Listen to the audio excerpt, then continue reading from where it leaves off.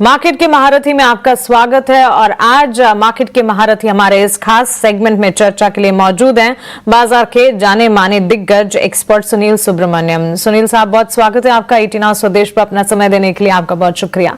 Important events और कई सारे important event economic indicative action के बीच खड़े हैं हम, और इसमें भारतीय बाजार किस तरह की दिशा दिखाएगा, किस तरह के सेंटिमेंट्स डेवलप होते हुए दिखेंगे, इस सारी चीजों पर आपसे आपकी एनालिसिस जानना चाहते हैं। लेकिन रेसिप्रोकल टैरिफ सबसे बड़ा मुद्दा जिस पर सभी की नजर है, दुनिया भर की नजर है ट्रंप की टैरिफ अनाउंसमेंट पर, और इस अनाउंसमेंट के ठीक साथ साथ अक्रॉस द ग्लोब मार्केट्स के सेंटिमेंट्स कैसे नजर आएंगे। ग्लोबल सेटअप के साथ साथ भारतीय बाजार पर टैरिफ को लेकर किस तरह के सेंटिमेंट्स आप देख रहे हैं? देखिए, शॉर्ट टर्म आउटलुक निवेश के लिए जरूर वॉलेटिलिटी रहेगी। मैं मना करूंगा कि किसी को शॉर्ट टर्म में कुछ अभी गिरते हुए शेयर को पकड़ना बहुत गलत होगा।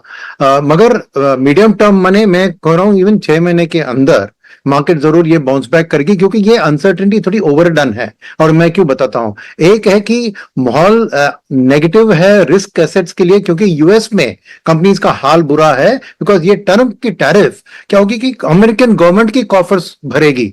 मगर ट्रंप ने कह दिया उनसे कि अगर ये टैरिफ के कारण आपने दाम बढ़ाया कंज्यूमर के लिए तो मैं बहुत सख्त कार्रवाई लूंगा। तो नेचुरली अमेरिकन कंपनीज के प्रॉफिट मार्जिन में प्रेशर दिख रहा है, बिकॉज पास ऑन नहीं करेंगे कॉस्ट, तो इसलिए उधर मार्केट का रिस्क ऑफ हुआ है। और उस इफेक्ट का ग्लोबली एक नेचुरली ट्रेड वॉर की एक बात हो रही है, तो वो सब हावी है हमारे मार्केट के ऊपर। अदरवाइज इंडिया का स्पेसिफिक यस, हम हाईएस्ट टैरिफ नेशन है, उसमें डाउट नहीं है, मगर क्वांटम ऑफ ट्रेड सरप्लस हमारा चीन और इसके कंपैरिजन में कुछ भी नहीं है। नंबर 2 ये चीज है कि अगर ऐसे लगते हैं तो इंडिया से कुछ ज्यादा खरीदारी करने की उम्मीद जरूर आएगा। उसमें एक चीज है कि ट्रेड टॉक्स जो अभी जारी है, ऑलरेडी पीयूष गोयल उधर जा चुके हैं और उनकी ट्रेड टीम आ गई है, तो वो मेरे ख्याल में 6 महीने में फॉल तक, अगस्त सितंबर तक एक पूरी ट्रेड डील साइन हो जाएगी। और वहां वो इंडिया के लिए फायदेमंद होगा, क्योंकि हमारी लेबर सप्लाई और लेबर कॉस्ट का एडवांटेज जरूर ट्रंप जी उठाना चाहेंगे। और वो एक बिजनेसमैन है और उसने कहा है कि हम ओपन फॉर नेगोशिएशन।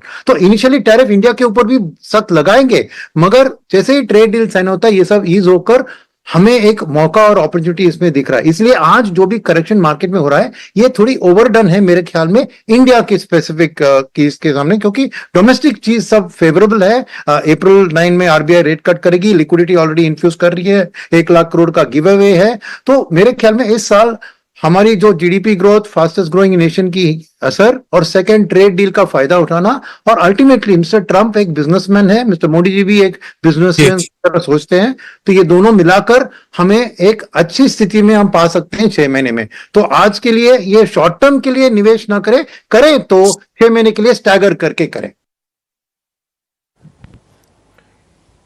ठीक है सुनील सर, आपने काफ़ी अच्छे से सारी चीज़ें बता दी। सेकंड चीज़ जो देखी जाएगी टैरिफ के बाद, वो देखी जाएगी अर्निंग्स। फाइनेंशियल ईयर की शुरुआत है, नया क्वार्टर भी है, तो आप अर्निंग्स को कैसे मार्क्स दोगे? सर मैं इसको 10 में से मार्किंग कर देता हूँ, आप इसको 10 में से 6 दोगे, 7 दोगे, 8 दोगे, कितने मार्क्स दोगे आप? मैं 7 दूंगा, क्योंकि एक है सीक्वेंशियली क्यू ऑन क्यू बेहतर रहेंगे, मगर उम्मीद से ऑनलाइन लगेंगे, और आउटलुक पे ऊपर ज्यादा फोकस रखा और आउटलुक अच्छी होगी। इसलिए मेरा एक एवरेज में 7 आउट ऑफ 10 दूंगा अर्निंग सीजन। ठीक है, तो आपसे नंबरिंग से हम समझ गए कि आप अर्निंग्स को कैसे देख रहे हैं। आप अगर 10 में से 7 दे रहे हो तो इसमें तो अपॉर्चुनिटी ज़्यादा है और रिस्क थोड़ा कम है। एक छोटा सा सवाल और जोड़ लेता हूँ, जब ये सारी बातचीत चल रही है, आईटी को लेकर भी काफ़ी पशोपेश है, काफ़ी कशमकश है। आप वैल्यू हंटिंग के लिए आईटी में जाएंगे या वैल्यू हंटिंग के लिए आईटी पे नहीं जाएंगे? Not yet. करेंगे तो पहले मिड कैप से शुरू करेंगे, mid cap IT companies, because AI revolution में वो थोड़ी श्रुति से अपना एक कंसल्टिंग पेश कर सकते हैं। मगर अभी भी इंतजार, थोड़ी ये अनसर्टेनिटी यूएस कंपनीज की डाउन ट्रेंड के कारण आईटी के बिजनेस में डाउन ट्रेंड होगी। सेकंड, डॉलर वीक होते हुए दिख रही है, तो वो भी अच्छी चीज नहीं है आईटी के लिए। थोड़ा इंतजार करें आईटी के लिए। सुनील सर, बहुत शुक्रिया आपका समय देने के लिए। अभिषेक बोल रहा हूं। सेक्टर की बात करें, चूंकि नए कारोबारी साल की शुरुआत भी हो गई है, अर्निंग सीजन पर नजर भी है, तो यहां से अगर किसी को नई प्लानिंग करनी हो तो आपके हिसाब आप कौन से सेक्टर्स को लेकर पॉजिटिव हैं और कहां पर आपका भरोसा थोड़ा सा कम है अभी?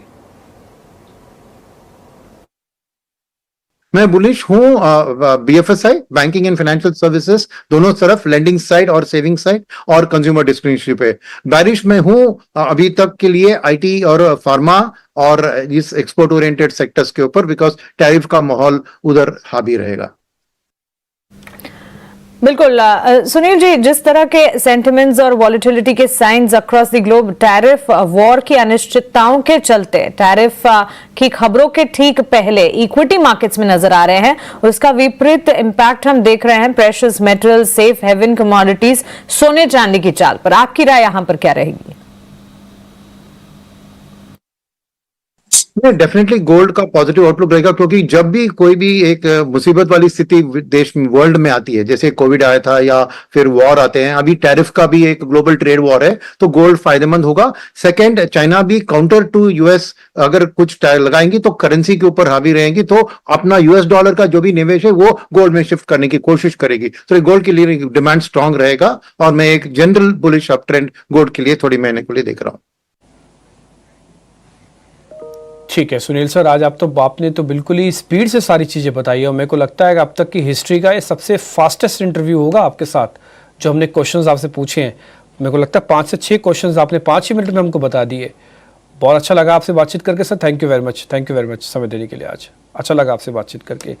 बाद में इस बीच आपको बता दूं 300 पॉइंट